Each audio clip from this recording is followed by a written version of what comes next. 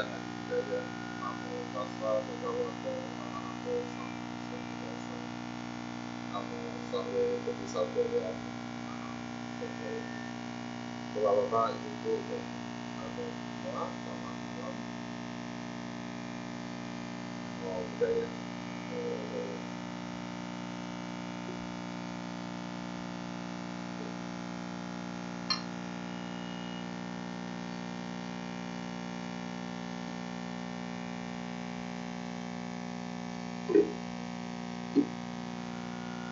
dan terasa ternyata sudah lama saya nggak mengisi di sini ya.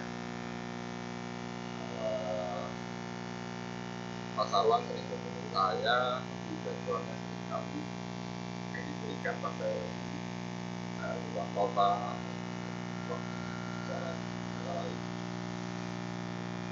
Desember ini saya agak banyak waktu di sini. Karena kemarin waktu dia minta, dia nggak nanya tema ya, jadi saya bebas ya, saya menyampaikan apa hari ini. Hari ini saya ingin mengajak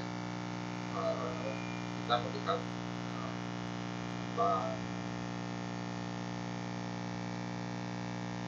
spiritual environment protections. Belakangan saya sudah lama ya, cuma di Indonesia tentunya tidak terlalu populer yaitu tentang pelestarian lingkungan hidup. Itu kita baru beberapa tahun ini aja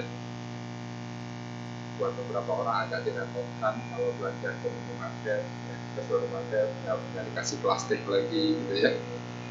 Untuk karena waktu itu sempat heboh bahwa Indonesia ternyata penghasil sampah plastik nomor 2 terbanyak ya di dunia. Ya menarik nggak banyak ya, karena Indonesia sebenarnya sampah semuanya semuanya plastik ya.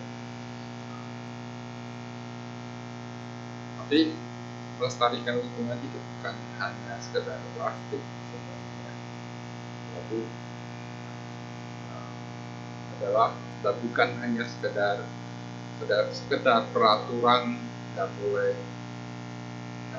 kasih plastik di minimarket, supermarket, nggak boleh kasih plastik, goodie bag yang bertumpuk ya,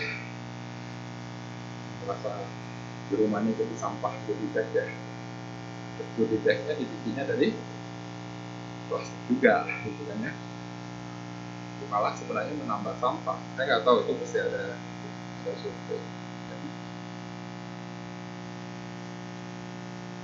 Di Taiwan ketika saya belajar ketika di sana 2007 atau 17 tahun yang lalu ya, di sana sebelum saya ke sana itu sudah praktek pelestarian lingkungan hidupnya sudah sangat bagus.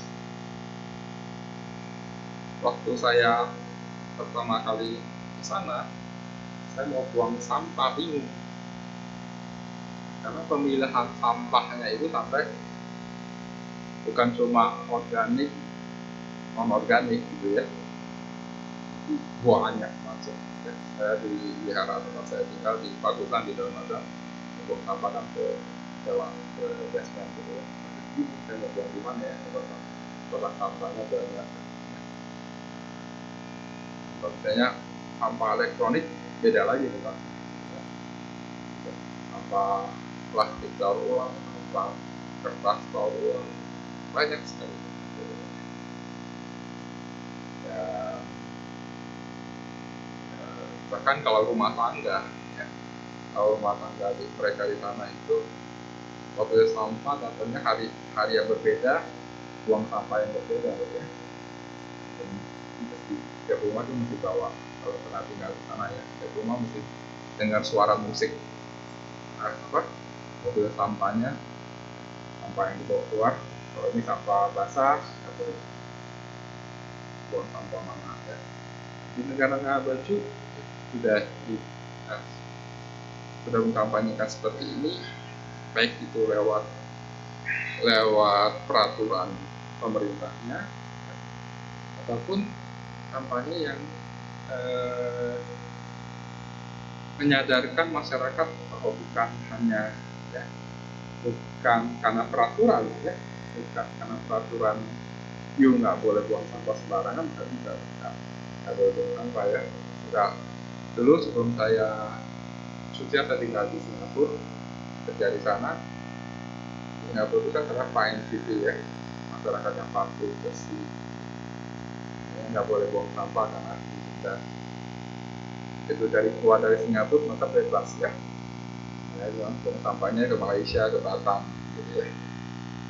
Itu berarti kan nggak boleh karena takut ya, karena takut didenda. Karena harus dibangun dari dalam. Sampai saya di Taiwan itu, karena kita dari Indonesia nggak terbiasa ya, saya juga nggak terbiasa kalau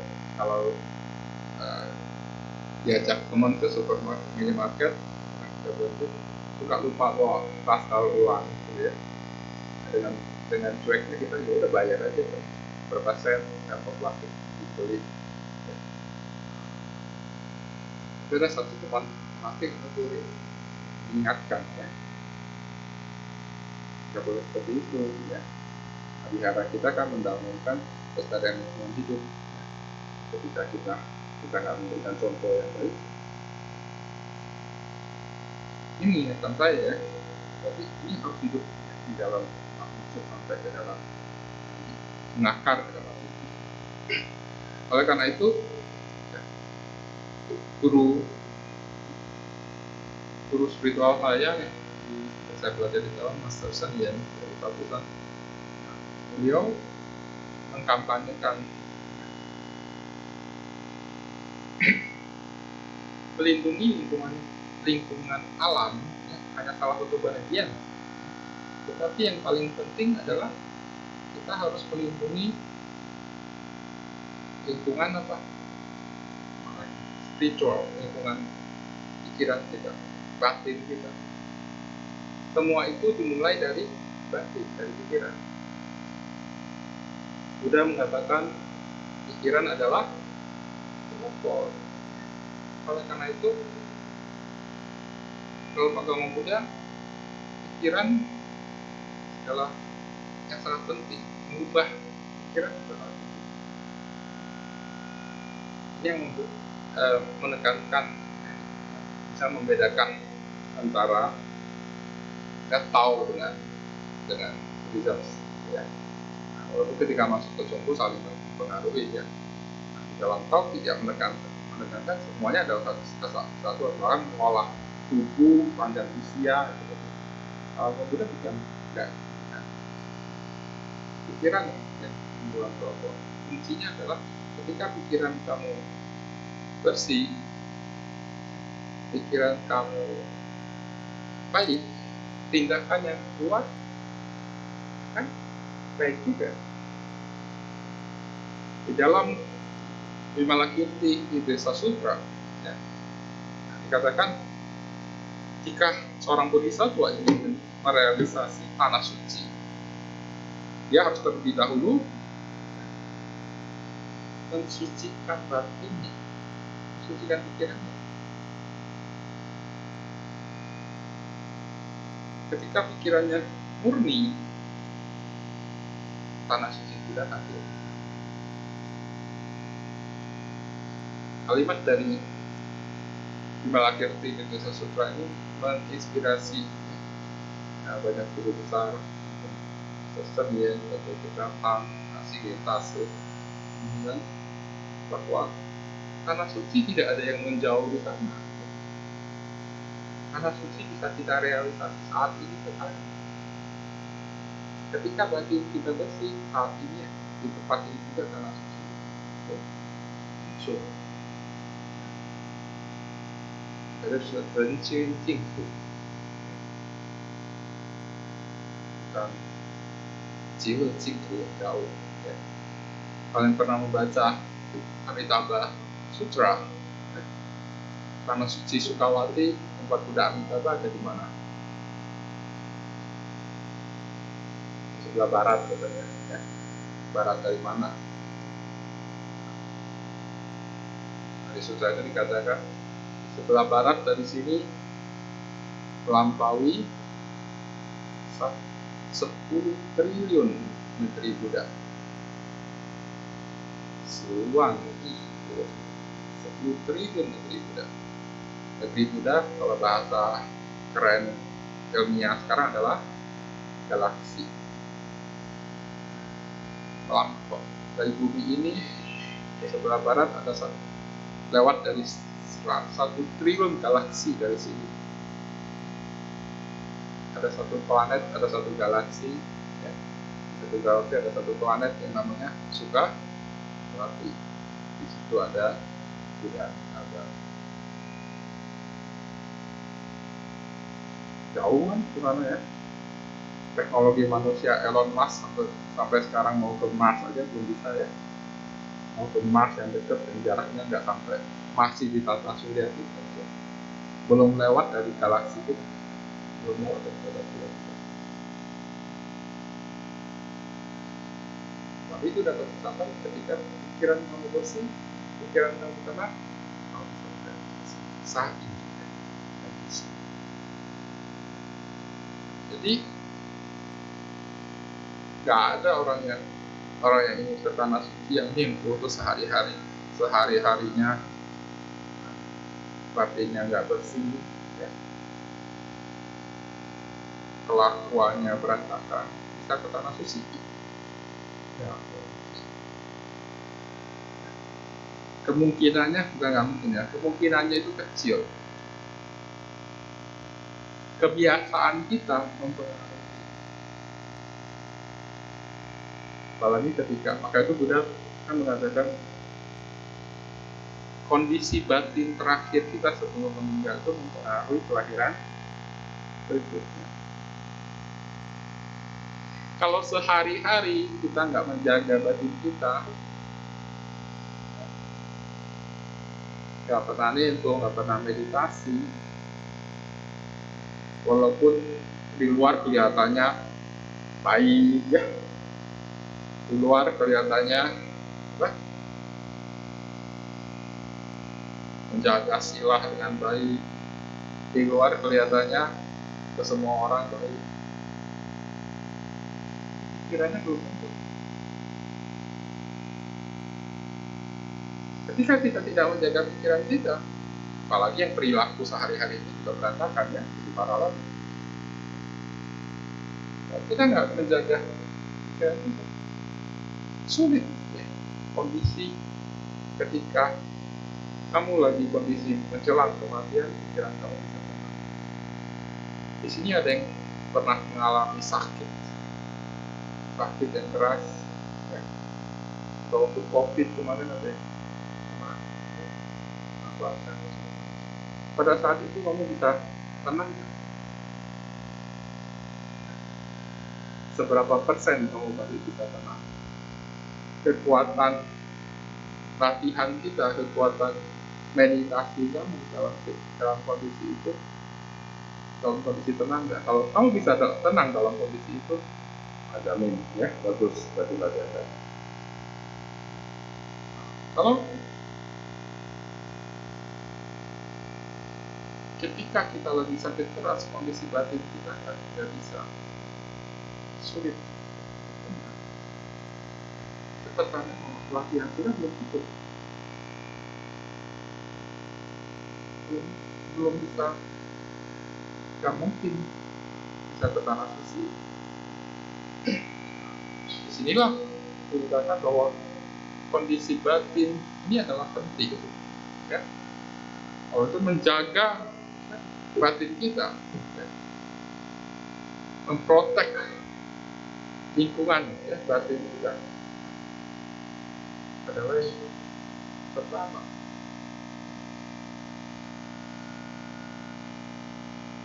Karena itu kita perlu membawa dharma ke dalam kehidupan kita sehari-hari, mengubah pola pikir kita.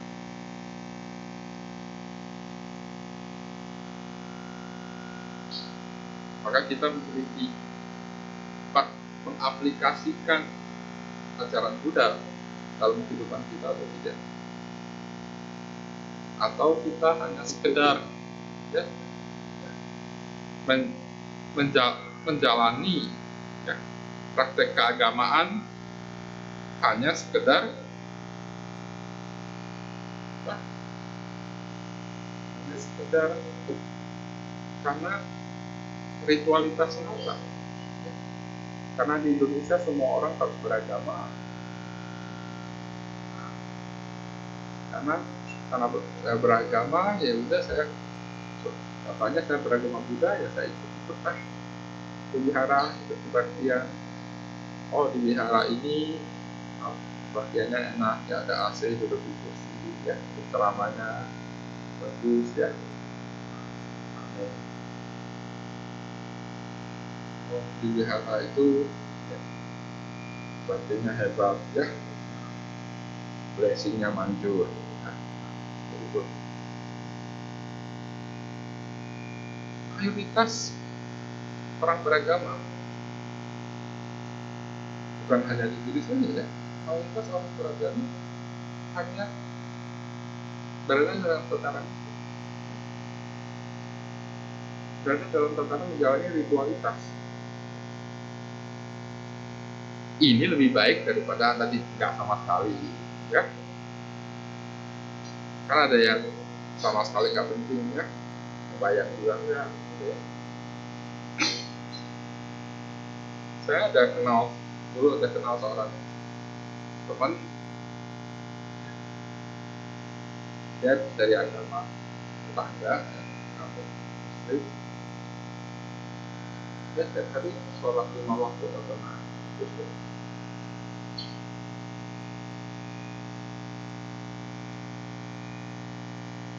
Tapi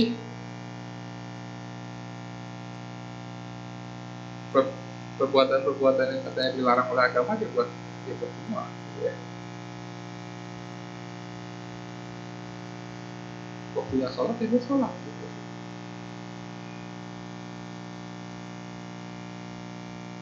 Ya lebih baik daripada tidak lah, ya.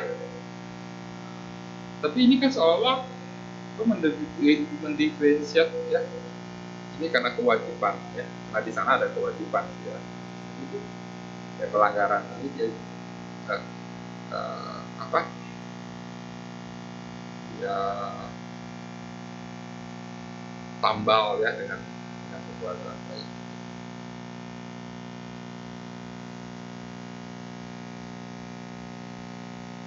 Kalau kita masih berpikir seperti itu, ya kita nggak akan berubah, ya. Kalau kita kebaktian, kita hanya kebaktian, nah, agama hanya sebagai penghiburan semata-mata, dharma itu belum masuk ke dalam diri kita. Nah, bisa bilang papuransi dharma tidak mewarnai peran, mewarnai diri kita.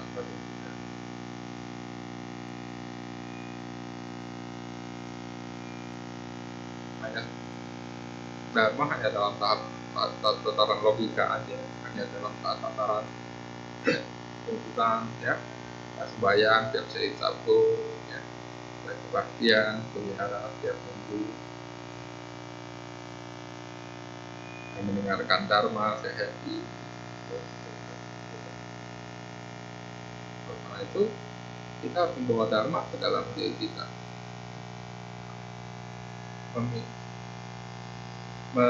memiliki satu praktek yang bisa kita pegang.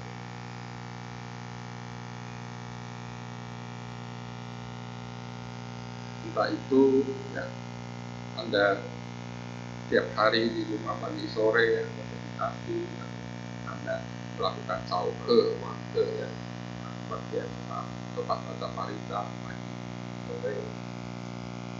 Ada satu praktek yang kita ada info sampai susu, ya, mendaras antara tertentu, ada satu latihan yang bisa kita pegang. Ya, kita juga belajar dharma. mendengarkan dharma, membaca buku dharma, sehingga pandangan benar kita muncul.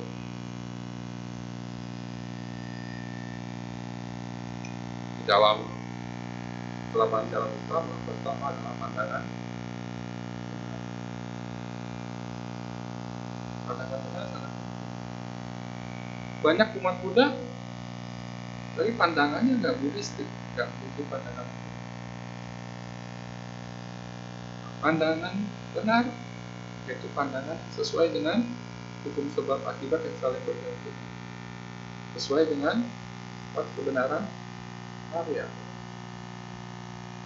sesuai dengan 3 stempel dharma Sampai dilaksanakan. Ketika kita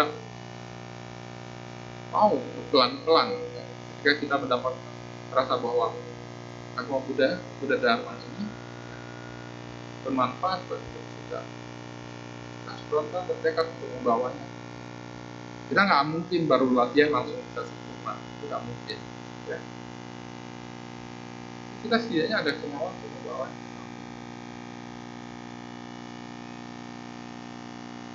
Pelan-pelan memperbaiki diri kita menjadi lebih baik.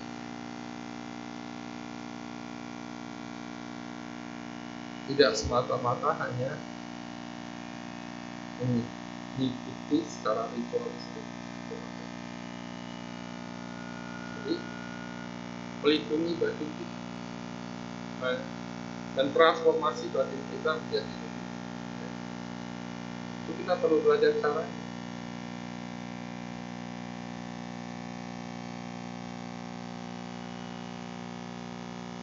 Maksud Bhante Tingrathan berbagai alam adalah pikiran kita ini, batin kita ini organik,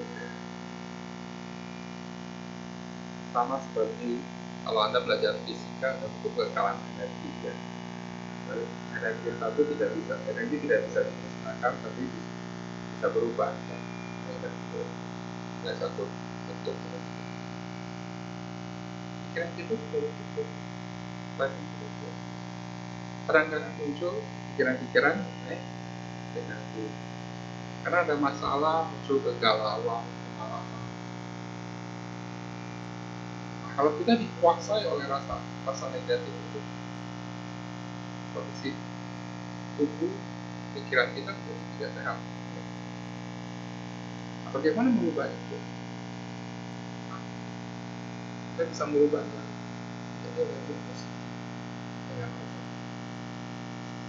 metode, dengan meditasi Buddhis, dengan metode yang sudah ajarkan. Itu banyak yang ada pilih, yang ada rasa cocok.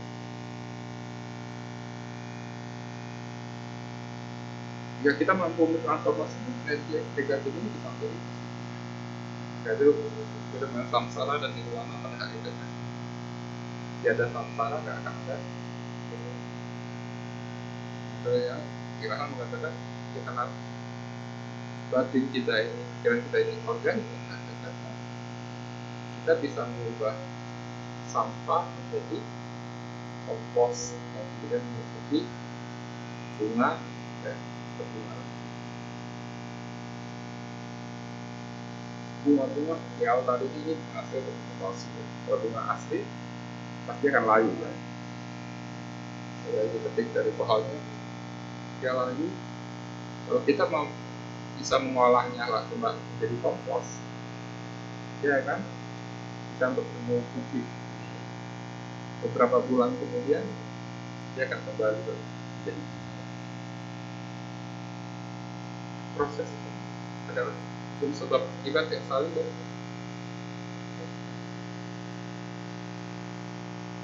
seluruh semesta ini terjalin dalam unsur akibat itu. Seluruh semesta sampai yang paling kecil di semesta kecil tadi dibagi itu.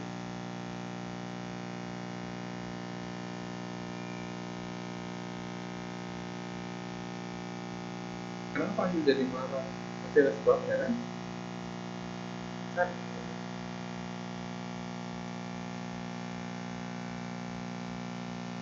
Jadi kita perlu menemukan satu cara. Kemarin ada yang tanya ke saya, gimana caranya kalau saya emosi, saya lagi kondisi batin saya lagi galau, nggak tenang, gimana saya mau meditasi? Ya kalau batin kamu nggak tenang, kamu lagi galau, kamu lagi banyak pikiran, nggak mungkin bisa duduk tenang. Kalau baru kamu adalah pemula ya, kemudian kamu cara yang lain, kamu boleh itu namaskar, kamu boleh meditasi jalan.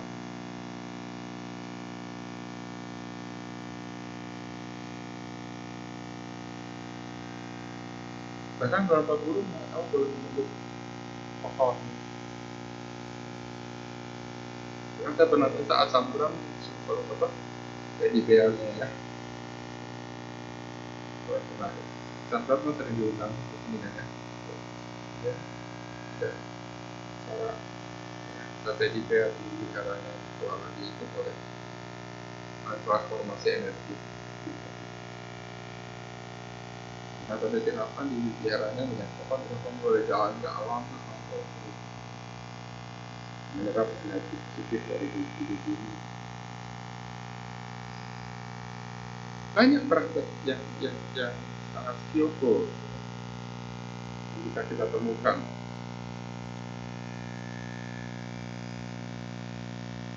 Ketika batin kita damai, batin kita tenang, sila kita pasti bagus.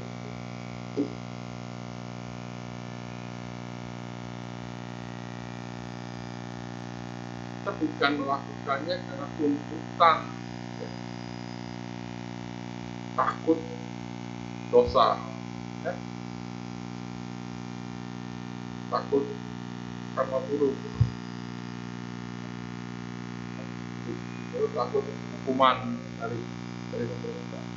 Kita melakukannya itu muncul dari dalam diri kita, kesadaran bahwa jika kita melakukan itu akan membuat negatif buat diri kita dan orang.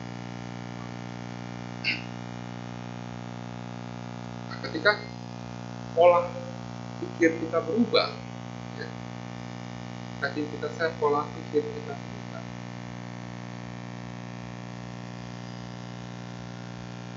kita akan secara otomatis tahu bahwa mengurangi hal-hal yang tidak diperlukan.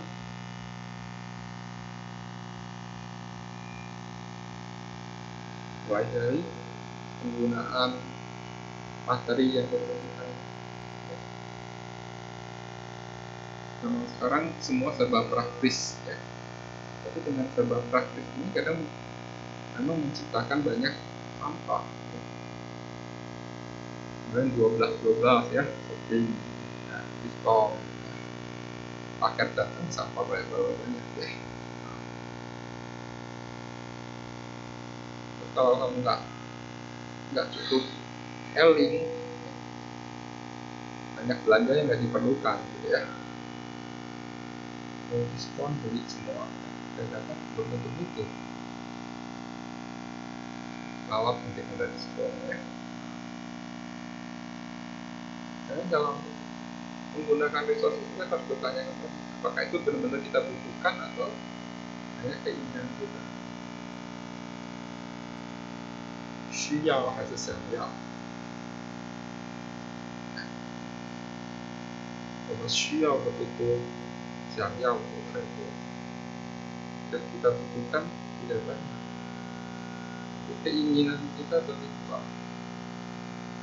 Apalagi sekarang ya, istilah FOMO ya. Tahu FOMO? Fear of missing out. FOMO bisa dalam banyak interpretasi, tapi seringkali masyarakat itu nggak mau ketinggalan ya.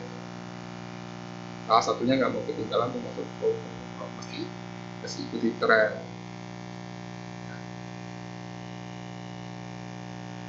Lingkungan pergaulannya pakai iPhone semua, gue juga harus pakai iPhone biar keren ya. Kalau selfie kelihatan apa Apple gigitnya gitu ya. Ya, banyak ya anak muda seperti itu. Kemarin saya dengar dari seorang umat cerita ya, OB di kantor yang gajinya masih di bawah UMR rela ya beli iPhone ya, kecil. Padahal emang dia bisa pakai seluruh fiturnya ya. Ya hanya karena semua keren-kerenan aja. Malah tadi saya ada baca bisa sewa gitu ya. Benar gak sih ya? Buat sosialita ya di Jakarta supaya nggak ketinggalan sama temennya, nggak perlu beli, sewa. Bukan nyicil lagi tapi sewa gitu ya.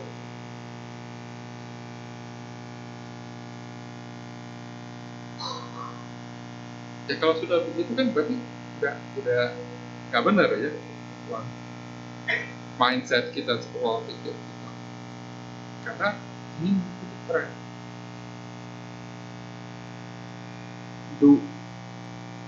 Dulu saya pernah ketemu orang itu beberapa tahun yang lalu, udah lama ya, zamannya BlackBerry. Ada seorang umat karena semua orang kantornya pakai BlackBerry, dia juga pakai BlackBerry. Di sini ada yang pakai BlackBerry nggak?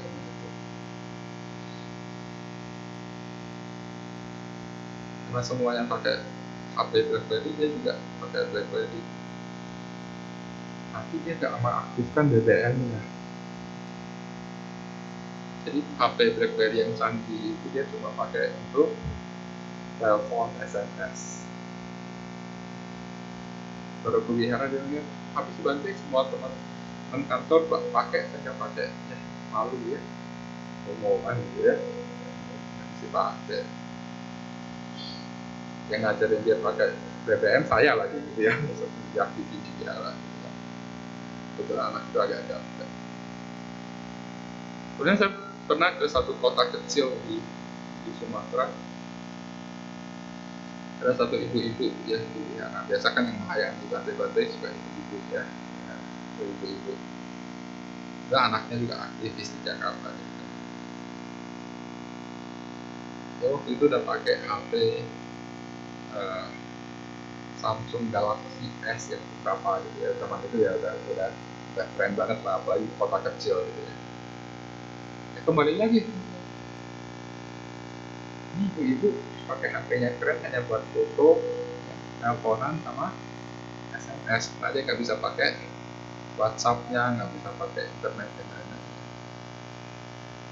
Jadi HP keren hanya dipakai untuk fungsi yang bisa digunakan terbatas kan, karena lingkungannya dia nggak mau kalah tuh, masa ya buat hai kaya gue pakainya Xiaomi ya, pakainya Oppo.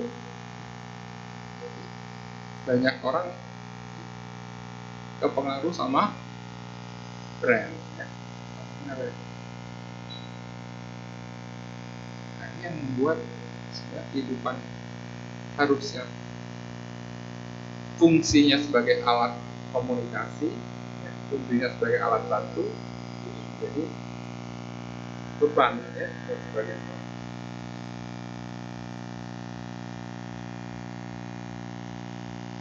Mobil ya, kendaraan juga begitu kan.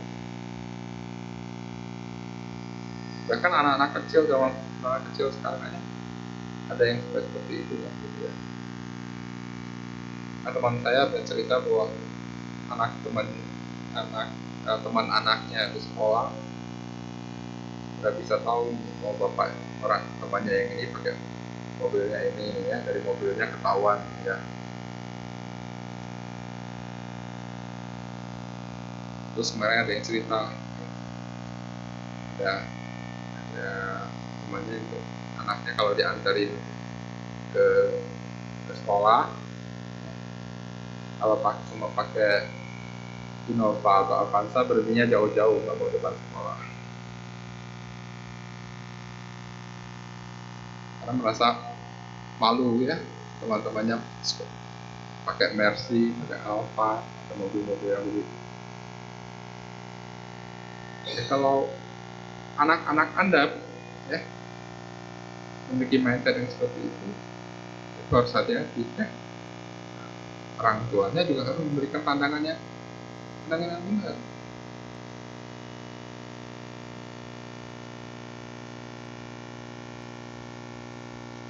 Karena lingkungan sangat mempengaruhi.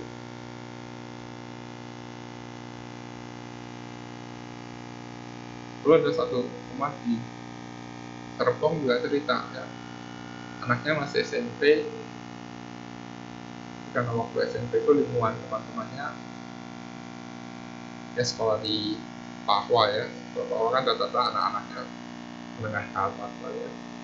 Jadi katanya waktu SMP itu lingkungan teman-temannya itu semua anak-anak yang hobi pamer gitu ya. Jadi dia pulang minta papanya beliin iPhone. Terus papanya, gua aja pakai Xiaomi lu minta iPhone ya.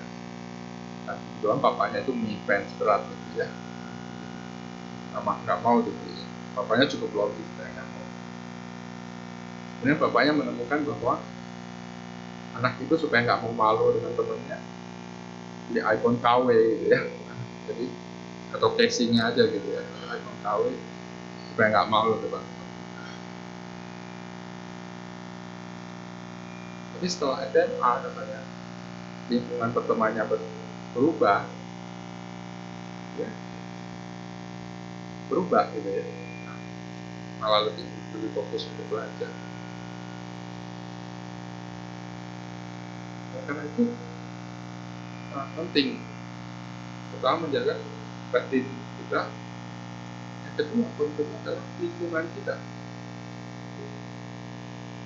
Di dalam Manggala Sutta bagian pertama saja sudah menyampaikan, di bagian pertama saja sudah bergaulah dengan orang bijak, jangan bergaul dengan orang bodoh. Di dalam Sikalawada Sutta Sansenting sudah menggunakan beberapa bait ya, menguraikan sangat panjang lebar tentang pentingnya lingkungan pergaulan teman-teman dari sahabat itu.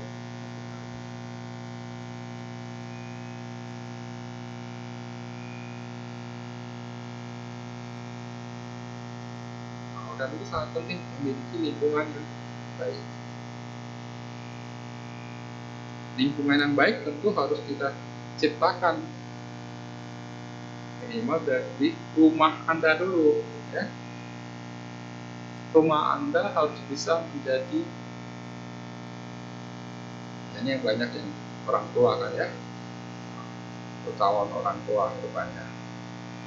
Rumah Anda harus bisa menjadi surga, menjadi tanah suci buat Anda dan anak-anak Anda. Jangan sebaliknya rumah Anda jadi neraka ya, nah jadi nggak betah di rumah. Jadi lingkungan sama. Oleh karena itu kita praktekkan ini dari lingkungan rumah kita.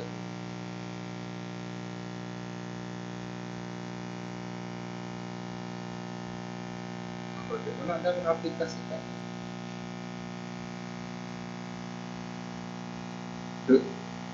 di rumah orang-orang Tionghoa dulu ya. Di Jakarta saya gak melihat kalau di orang-orang di Sumatera, orang itu di setiap rumah ada altar misalnya. Kalau perlu di setiap rumah Anda harus juga ada altar, tempat Anda bisa meditasi, bisa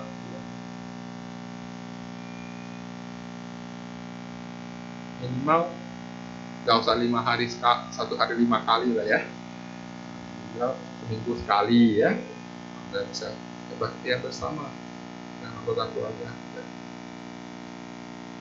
Saya banyak bertanya, Mbak Kuda ada nggak di rumahnya ayah ibu bawa anak-anaknya kebaktian bersama? Sampai sejauh ini belum pernah ketemu ya. Ada nggak di sini di rumah? Oh, susah tergantung dong. Orang orang Muslim itu ada wajib sholat berjamaahnya di rumah ya. Kalau kumpul, ada nggak kumpul bayang bersama di rumah? Nggak pernah, nggak ada ya. Saya cuma ketemu satu ya, keluarga satu ya. Nah, keluarga yang pernah kerja di luar negeri ya, kerja di Qatar ya, karena nggak ada lingkungan Buddhis ya.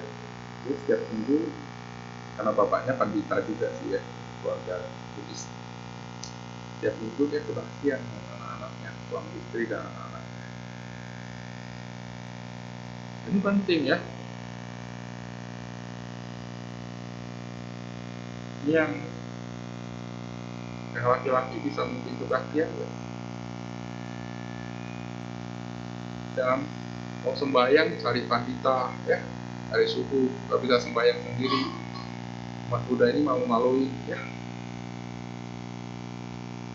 Yang di agama tetangga yang terutama yang laki harus bisa jadi imam ya, imam memimpin sholat. Ini yang laki bisa memimpin kebaktian dan percaya singkat lah ya, seperti yang dibacakan di sini tadi. Jangan, nggak bisa banget lo ya.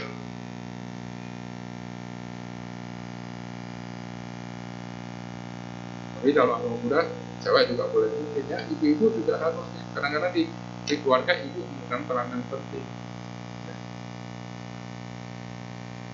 Kalau lakinya nggak bisa memimpin, nah ibunya lah ya. Bisa. Membangun suatu kebiasaan itu dari rumah tangga. Nggak bisa, bahkan ada ruang untuk meditasi bersama, duduk bersama dengan anak-anak. Jadi ya, bukan hanya tahapan ibadah hanya ke wihara aja, ya. Tapi di rumah enggak. Latihan individu, ya. Ya, Buddhis sangat mengenal latihan individu, tapi Anda juga harus membawanya ke keluarga Anda. Saya sangat senang banyak yang udah datang berpasangan, kayak bawa anak. Memang sekarang udah lebih banyak ya pasangan keluarga yang datang bersama. Di wihara saya sering lihat papa mamanya ikut bagian anak-anaknya ikut sekolah. Ini juga harus dibawa ke rumah.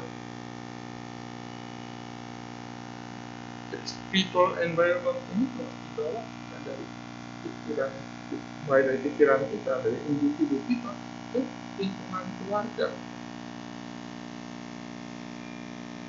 Semua dari situ, lingkungan keluarga.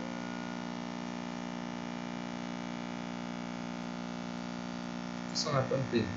Ya, di Buddhis masih sangat lemah dalam hal ini. Tapi buat kita yang mungkin generasi awal karena orang tua kita yang mungkin cuma tradisi ya, bahkan beberapa mungkin orang keluarganya agak orang tuanya agamanya lain. Di anda kalau udah sama-sama Buddhis membantu keluarga bisa menghadirkan environment ya, lingkungan keluarga yang menghadirkan praktek dari saat kecil, bukan hanya dibawa ke wihara ya, tadi saya ada anak kecil luar juga terus bapak ibunya sebagian bawa anak di rumah ya, kalau juga dalam kehidupan sehari-hari. Kalau bisa setiap hari bagus ya, kalau nggak bisa ini seminggu sekali. Kalau minggu ke wihara atau sabtu ke wihara, tidak boleh ambil hari lain untuk kumpul, duduk bersama, meditasi bersama, kebaktian bersama. Satu praktek yang baik. Harus kita bawa ke elemen terkecil. Kalau enggak ya lama-lama bisa hilang gitu ya. Jadi kan kepada anak sangat penting kan. Lama-lama tidak hilang, karena kan banyak yang menyoroti umat Buddha semakin sedikit.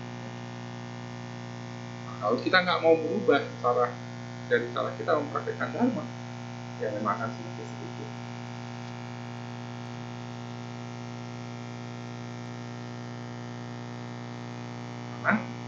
Buddhism harus bermanfaat buat diri kita juga dengan oleh semua. Kalau dari lingkungan keluarga, apa harus berkembang ke lingkungan yang lebih besar, lingkungan kerja, ya, alam sekitar. Kita berbicara tentang ya tadi yang awal dikatakan tentang melindungi lingkungan hidup, mengurangi sampah plastik, itu harus mulai dari diri kita, mulai dari rumah kita, memilah sampah di rumah kita.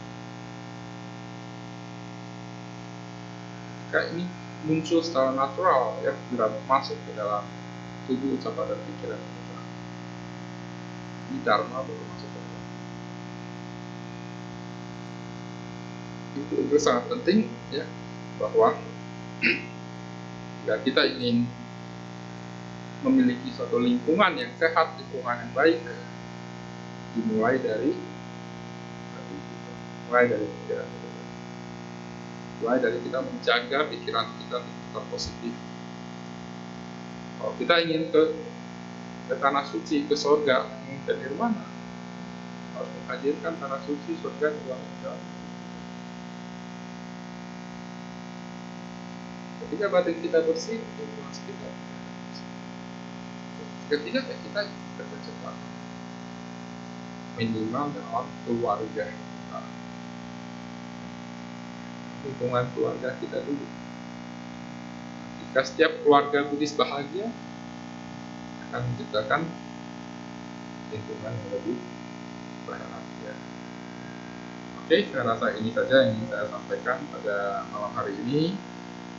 Jika ada yang mau bertanya, ya kita buka sesi tanya jawab. Terima kasih. Mau budaya.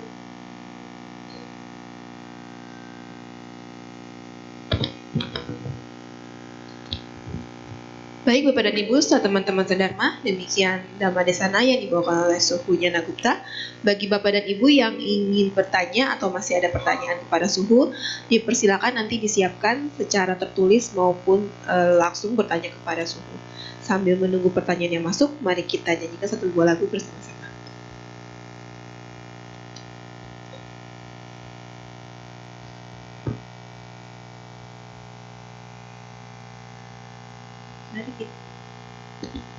Baiklah, mari kita buka kembali buku tuntunan kebaktian kita di halaman 80.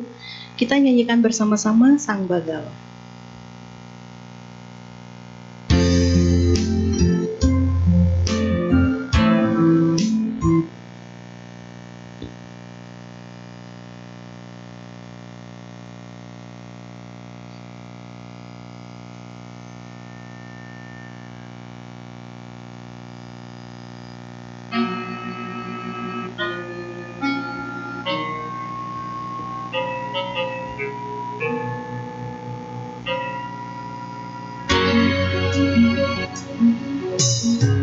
Sudahkah kita menemukan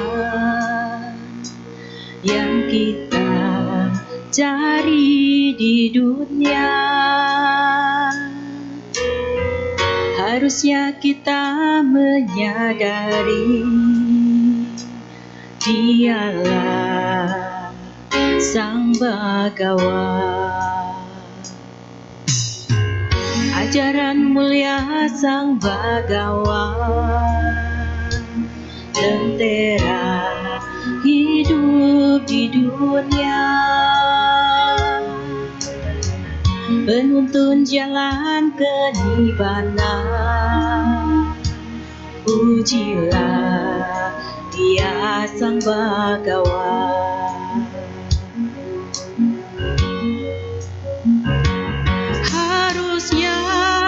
Kita dapat mengerti hidup di dunia bukanlah mimpi.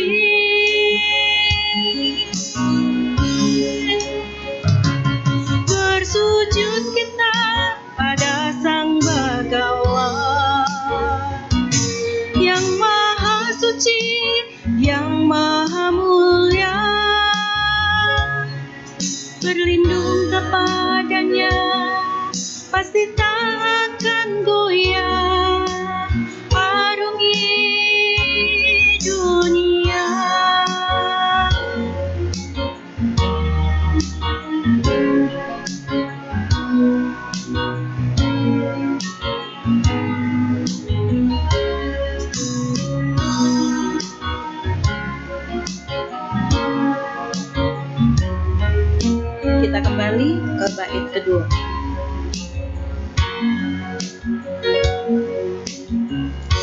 ajaran mulia Sang Bhagawan,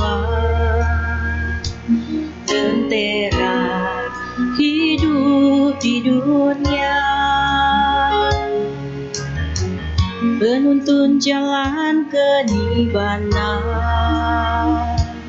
Pujilah Dia Sang Bhagawan.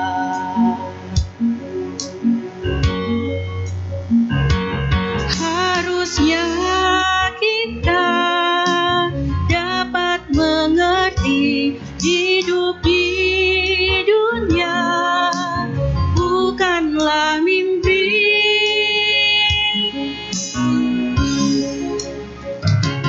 Bersujud kita pada Sang Bhagawan yang maha suci, yang maha mulia.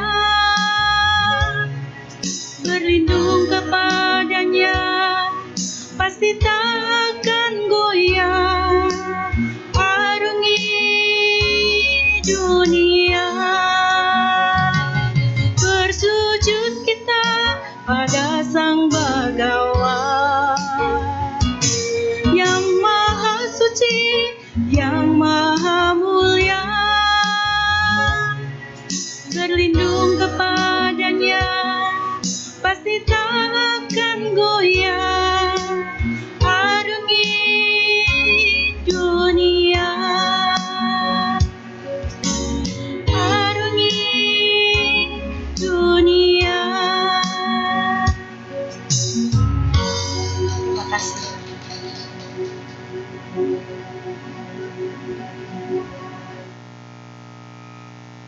Baik, Bapak dan Ibu, serta teman-teman sedharma, apakah ada yang ingin bertanya? Oh, silakan.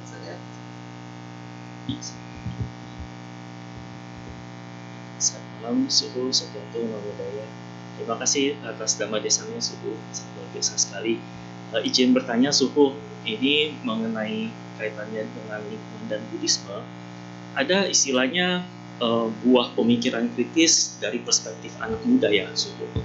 Jadi ini mengenai anggapannya bisa dibilang seperti berhubungan juga dengan bacaan tradisi juga, yakni adalah mengenai dampak tradisi tersebut terhadap lingkungan. Dalam konteks yakni adalah pencemaran lingkungan. Yakni contohnya misalkan anak muda ini misalkan karena tidak mau mencemari lingkungan, jadi misalkan contoh sembayang, misalnya contoh normalnya pakai 3 hio, dia hanya pakai 1 hio. Dengan pemikiran dia ingin mengurangi pemanasan global ataupun pencemaran lingkungan, khususnya pencemaran udara.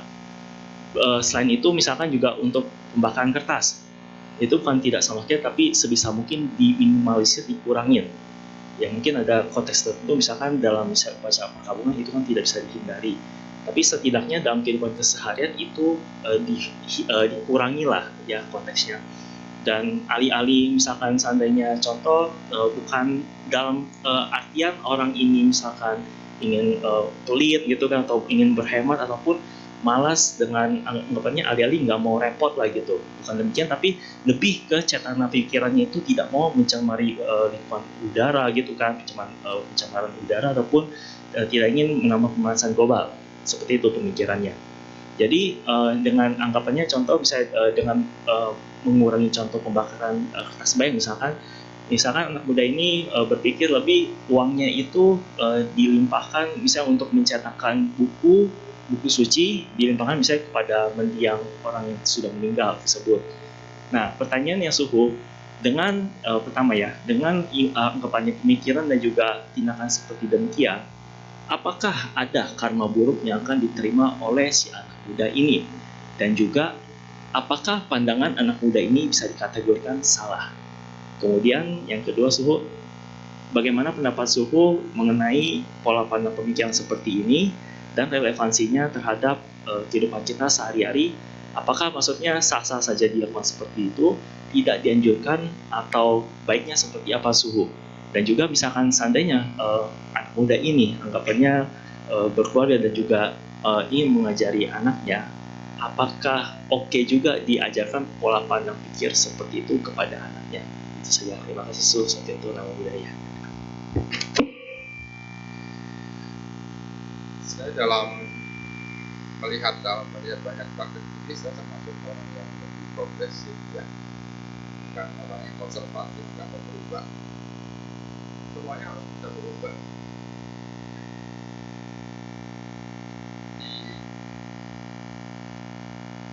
Di tempat saya berada di Tawatu, di Pakusan, sangat selaras dengan apa yang saya pahami, dengan apa yang ada di saya juga begitu ya. Bahkan kalau urusan bakar kertas itu memang tradisi non Buddhis ya. Kalau di wihara-wihara Mahayana, kebetulan Chinese Mahayana, kalau bayang pelimpahan jasa, situ segala itu kan nama-namanya ditulis ya. Kita pernah lihat di bawah itu ditulis di kertas ya. Nanti setelah selesai upacara dimakan. Bahkan di beberapa wihara yang besar, upacara besar itu mereka ada bakar yang model kapal ya, seperti Sipangsuan.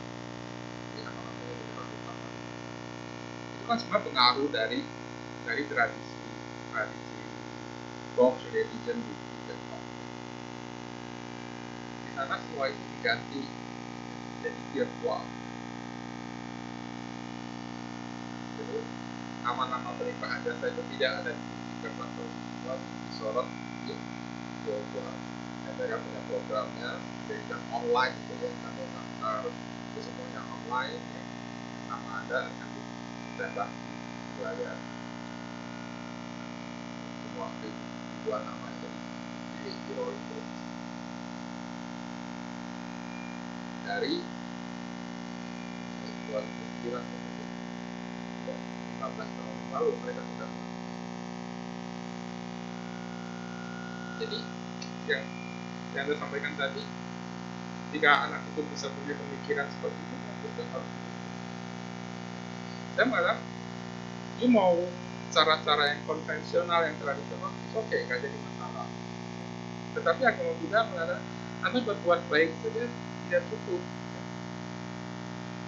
Perbuatan baik Anda harus sesuai, harus ada praktiknya di situ kan. Metta aja nggak cukup, harus ada banyak. Maitri dan praktiknya adalah dua sayap, dua yang besar. Kalau Anda hanya mengadakan praktek-praktek yang dulu tanpa kebijaksanaan itu pasti tidak tahu. Satparami, dana, dari Anda sebutkan dana kan, dana hanya salah satu bagian dari para praktek bersama. Dana yang dilakukan tanpa pandangan benar, tanpa kebijaksanaan di sana, Anda bukan menuduh karma baik. Bisa jadi cuma karma baik, karena tidak butuh parami, tidak menanam sebab dan kondisi untuk terbebas dari kelahiran itu. Hanya membawa Anda ke alam benar. Dalam agama Buddha, parami karma baik saja tidak cukup. Harus ada parami, jika kita bisa mempraktekkan itu sebagai sebab dan kondisi kebebasan apa. Itu harus ada prosesnya, di situ harus ada kebijaksanaan. Banyak Pak Buddha ngomong, itu pahala besar, cetak buku Dharma dialihkan, nggak mau bakar-bakar, nggak mau cetak buku Dharma. Itu sudah bagus, tapi kalau Anda tidak bijak, Anda cetak bukunya hanya disebar di gudang semua. Dulu kalau Anda ke wihara-wihara, ke kelenteng-kelenteng, banyak sekali buku Pongpan Sengkeng ya, kalau di kelenteng kita beli Sutra Bakti ya, itu paling banyak cetak. Sekarang buku-buku Parita juga melimpah. Banyak ya, kadang-kadang kitab-kitab yang karena dianggap bahwa itu pahalanya besar ya.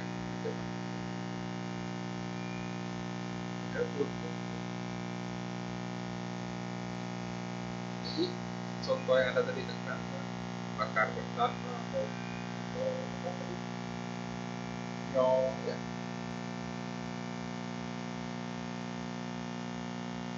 Ya, kalau udah praktek dalam mungkin seperti itu. Ya, tapi kalau misalnya dulu saya ke Tiongkok, di wihara-wihara itu semua dari tulis ya, soalnya cukup satu ya. Kayak kampanye jalan lingkungan hidup ya, jalannya cukup satu dan jalannya harus yang kecil. Juga di beberapa wihara-wihara itu nyonya ramah lingkungan. Itu di Tiongkok karena orang kebayang ke kelenteng itu wihara yang dapat berkah kok pegang itu kayaknya nggak afdol gitu ya. Saya ke Hong Kong ya, di Sisansi nggak ada nyonya ya. Nah, umat sudah dapat membayangkan kan nggak dikasih itu kan. Di bagusan tempat saya belajar di Taiwan dari belasan tahun lalu, dari awalnya berdiri sudah sebayang ke sana nggak ada tempat taruh nyonya. Perubahan yang terjadi.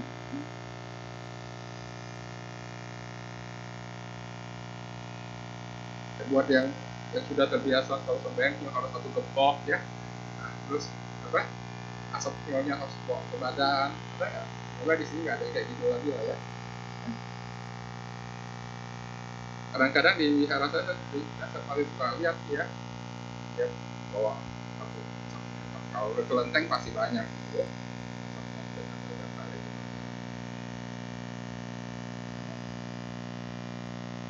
Dengan begitu dia dapat berkah.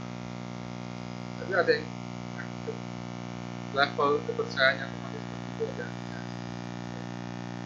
Kayak di rumah kan, kalau bapak mama saya bilang membayang jualnya satu aja, kalau sampai yang satunya satu saya nggak afdol tuh, kerasa belum membayang tuh jangan kalau kita tiga ya itu kan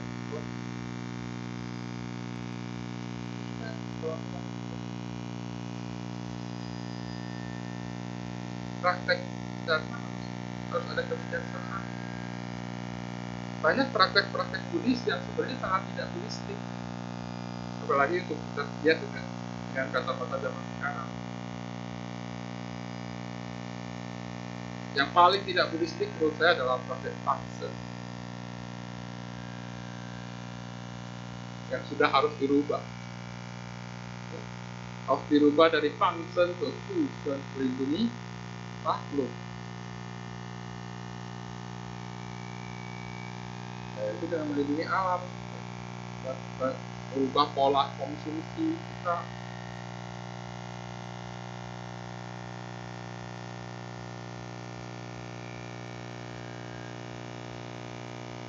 Di daerah saya di depan gerbang kalau setiap minggu itu pasti ada satu abang-abang jualan minum. Baru-baru ini sih ya, dulu enggak ya, mungkin karena dia ramai. Dan saya tukang, kalau kebaktian saya tukang kampanye jangan beli di situ ya.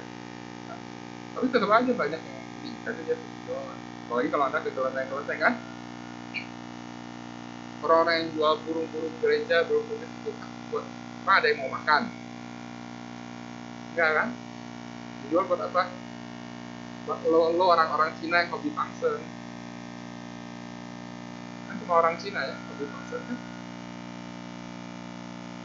Nah, ke mana-mana, ke Thailand, ke mana itu ya kelenteng di wihara-wihara ya.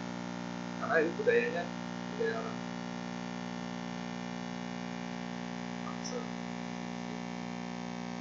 Dia lagi asik-asik di sawah, di Parung, di Bogor, ya dijaring ya, dibawa ke sini buat anak happy pangsen. Berjanji ya. Itu udah dilepas ditangkap lagi di pangsen. Pangsen yang benar ya Anda harus benar-benar tahu apakah yang Anda lepas itu berada di lingkungan yang tepat. Ini pangsen yang bertanggung jawab ya, jangan merasa oh saya hanya yang penting saya batin saya saat itu berbuat baik, betul, nggak salah, tapi itu tidak bertanggung jawab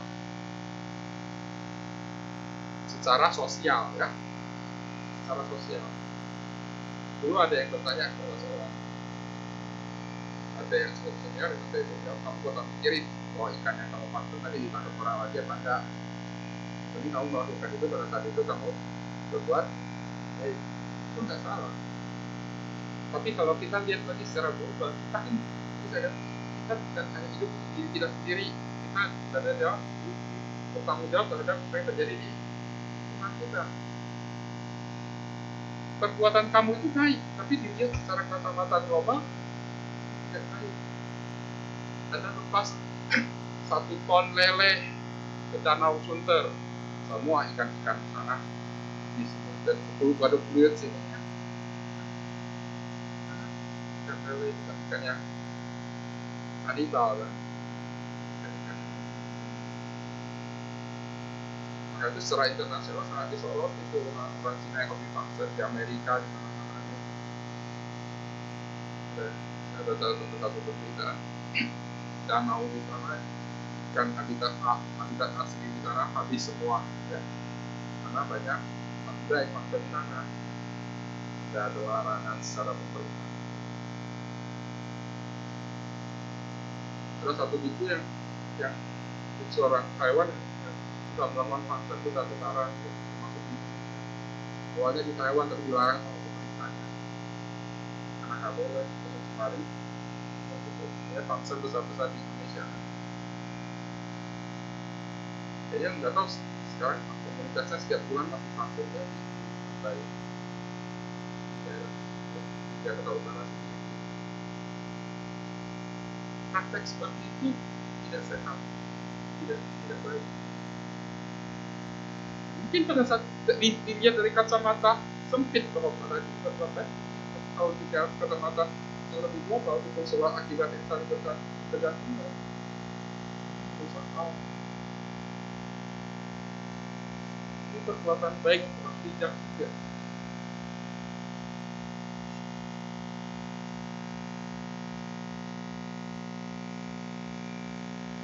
Kemarin baru lewat Katina, ya.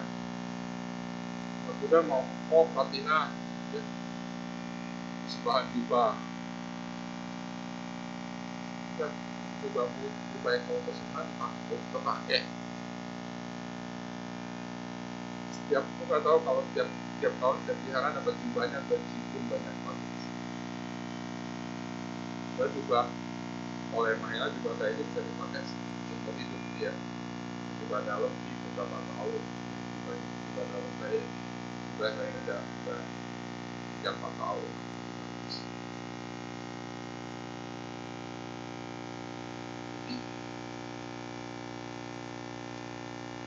Karena dianggap bahwa itu sesuatu baik-baik, makanan berlimpah ruah, nggak dibalik ya, nggak dikasih kayak saja, tapi disimpan di dana abadi masing-masing sanggar. Jika dibutuhkan, sekarang kan semua rata-rata organisasi sanggar di rekening bank. Itu nanti dikasih waktu-waktu bisa dipakai. Kasih Indomie, ya, kasih pasta, odol,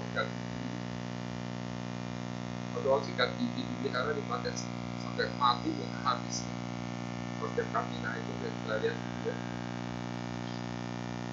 Ya akhirnya yuk kayak gitu masih bisa dipakai buat mau nah kesangkaan dan kesempatan.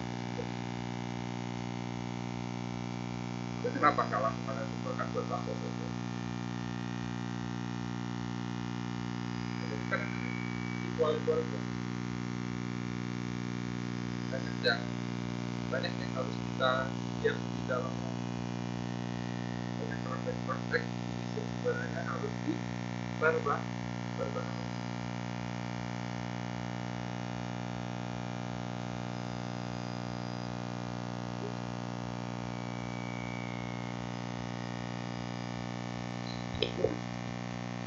Baik, apakah ada lagi pertanyaan dari Bapak dan Ibu yang ingin tanyakan langsung kepada Suhu?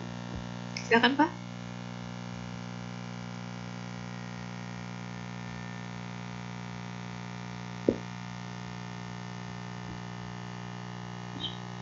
Malam suhu. Saya Niko. Saya bicara suhu ya. Tadi mengenai Hio ya. Itu sebetulnya Hio, saya pernah ikut dengan taukunya ya. Itu kebanyakan dari tau. Itu sebenarnya ada artinya juga suhu. Dari 1 batang, 2 batang, 3 batang. Ya, mereka itu mau bilang tradisi, ya kalau itu memang ada artinya, jadi dia nggak bisa sembarangan.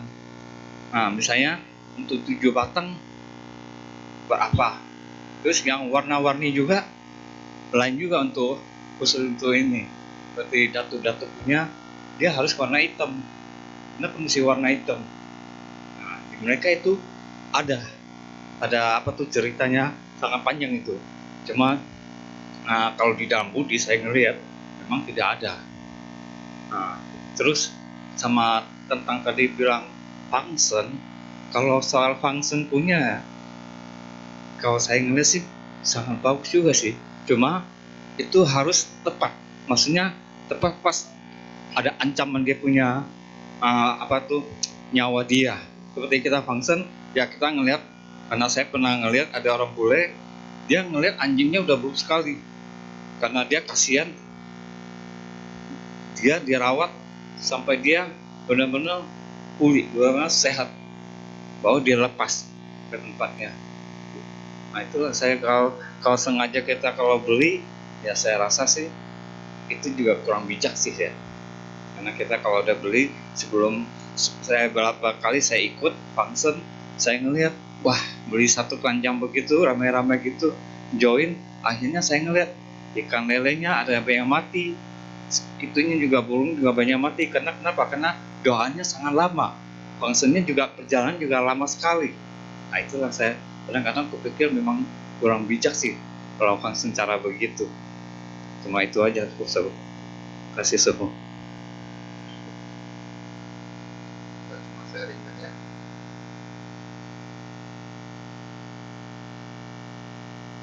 Nggak usah lupa warna apa itu kan tadi si Koko udah ngomong itu tahu ya, kan Buddhis ya. Jadi kalau Buddhis ya, kalau mau ikut seperti tradisi seperti itu ya boleh-boleh aja, kita nggak menolak ya. Tetapi harus ada melihatnya dengan kacamata yang bijak, tidak mengikuti secara membuta.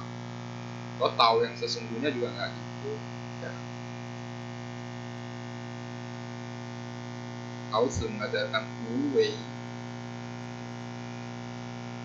Wu Wei itu apa? Sunyata. Level yang tertinggi ya semua sama gitu ya. Itu semua bentuk-bentuk luar yang tidak diikuti. Tapi itu di masyarakat itu membutuhkan itu mau menginterpretasikan dengan seperti itu, boleh-boleh aja ya. Boleh-boleh aja, nggak ada masalah, nggak masalah. Kalau kita mengerti dengan baik, mengerti maknanya dengan baik, jangan mengikutinya secara membuta karena akong saya suruh itu ya. Kita tahu maknanya,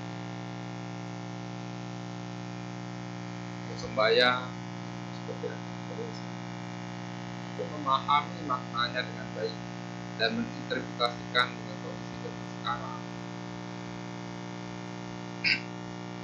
Karena kan mengikuti secara membuta ya, berkah uang ya, berkah rumah,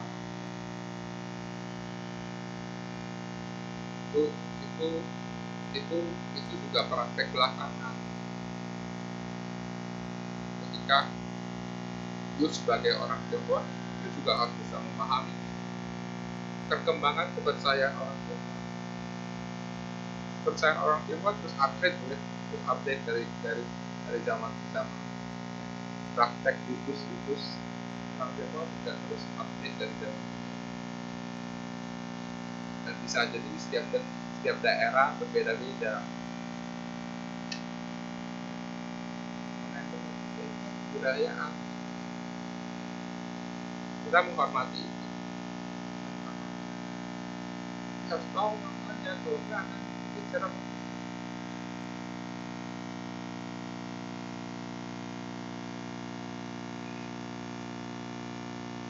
itu.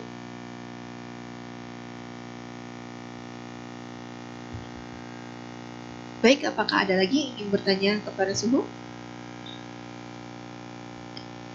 Oke, sepertinya sudah Suhu. Baik, kami segenap umat dan pengurus Wihara Buddha Musuka mengucapkan terima kasih atas dalam Suhu pada sore hari ini. Bapak dan Ibu dimohon untuk berdiri dan bersikap mancali, karena Suhu akan meninggalkan ruang dharmasala. Terima kasih, selamat malam. Saya Namo